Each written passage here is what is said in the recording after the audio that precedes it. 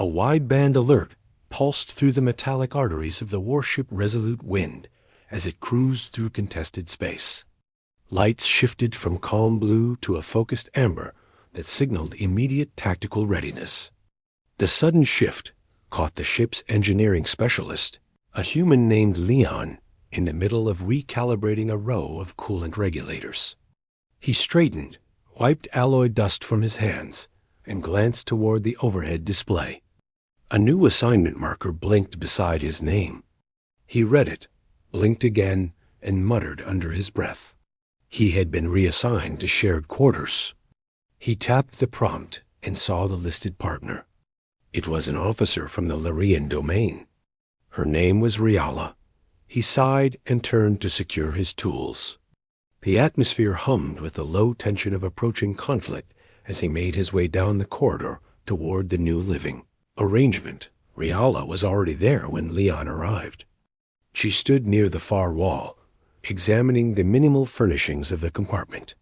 Slender, tall, with striking luminous patterns along her forearms, they shifted with mood as all Lyrians did. She had the composed presence of someone used to command, yet her posture held a small stiffness that suggested she was not thrilled with the arrangement. When she turned at the sound of the door, her iridescent gaze fixed on Leon with silent evaluation. She inclined her head in the curious half-bow of her people. Leon responded with a short nod, unsure how much formality she expected.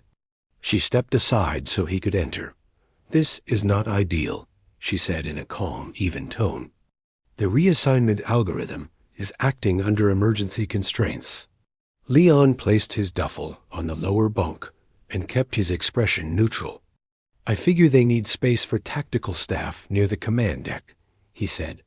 Engineering got shuffled. Riala moved to the desk panel and activated the privacy partition controls. The thin divider slid from its housing, translucent but opaque enough to provide a sense of separation.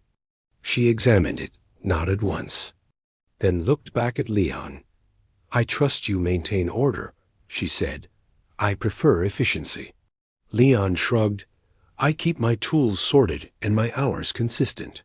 Riala's markings brightened slightly at this response, perhaps indicating mild approval.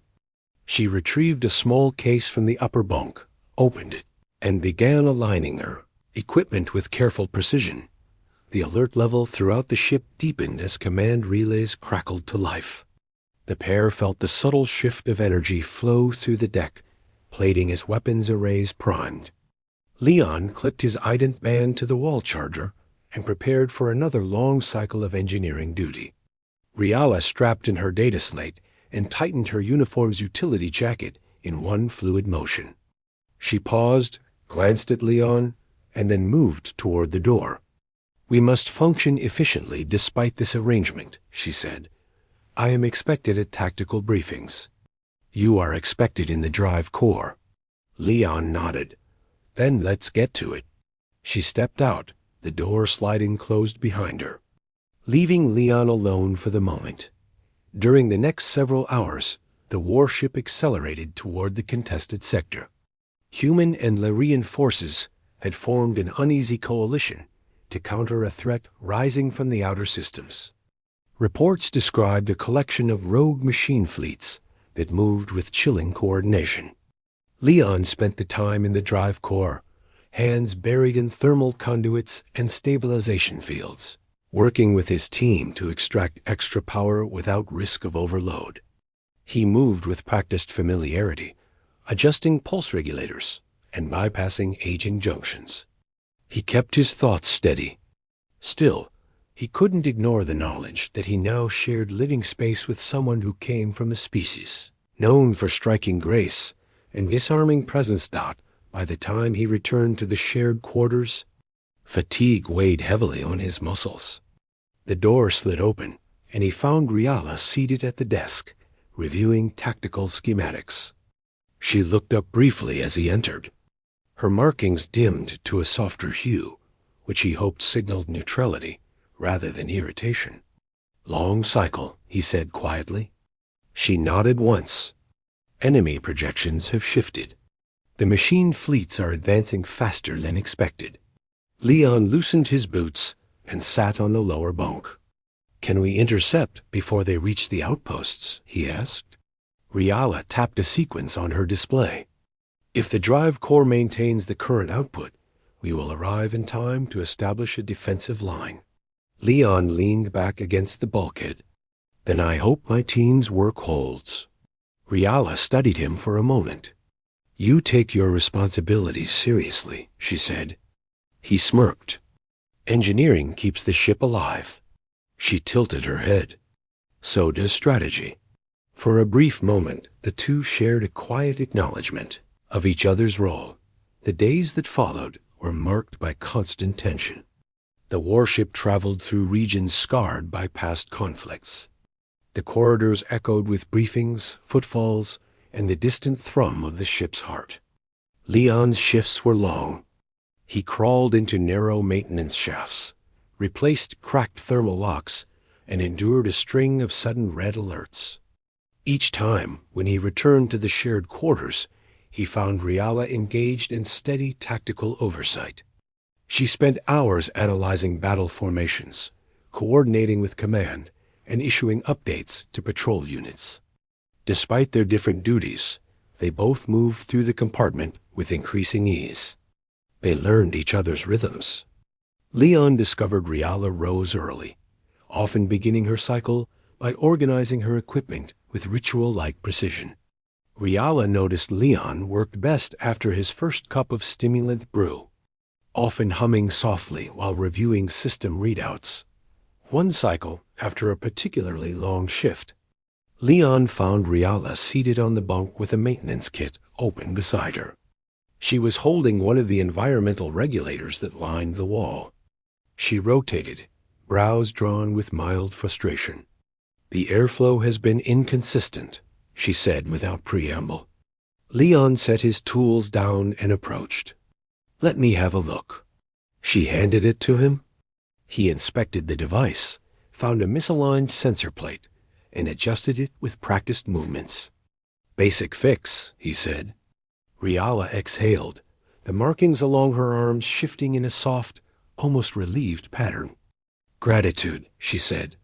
The flow was creating an irritating vibration while I worked. Leon returned the regulator to its housing. Should be fine now.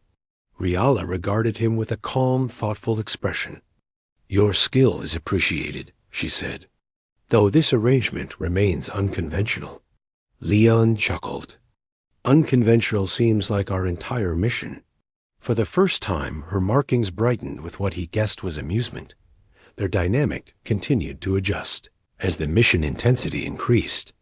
During one sudden maneuver, the ship lurched violently when a cluster of rogue drones attempted an ambush. Leon managed to stabilize a failing coolant line before it ruptured. Riala led a rapid response tactical adjustment that prevented the drones from breaching the hull. When both returned to their quarters after the crisis, they were exhausted. Riala sat heavily at the desk. Leon leaned against the wall, breathing deeply. There was a moment of unspoken understanding. Shared fatigue. Shared purpose. We held the line, Riala said quietly. Barely, Leon replied. She angled her head slightly. Yet we held it. They shared a rare moment of calm, the humming lights reflecting off their worn uniforms. Later, a longer briefing required coordination between tactical and engineering teams. Command assigned Leon and Riala to present their combined projections for sustaining the ship's power output during high-intensity maneuvers. They spent several hours in their quarters, reviewing data and adjusting models. Leon explained the limits of the drive core's safety parameters. Riala integrated these limits into her tactical formations. Their discussions were focused, but increasingly seamless. Leon was surprised at how efficiently they worked together. Riala offered concise, clear insights.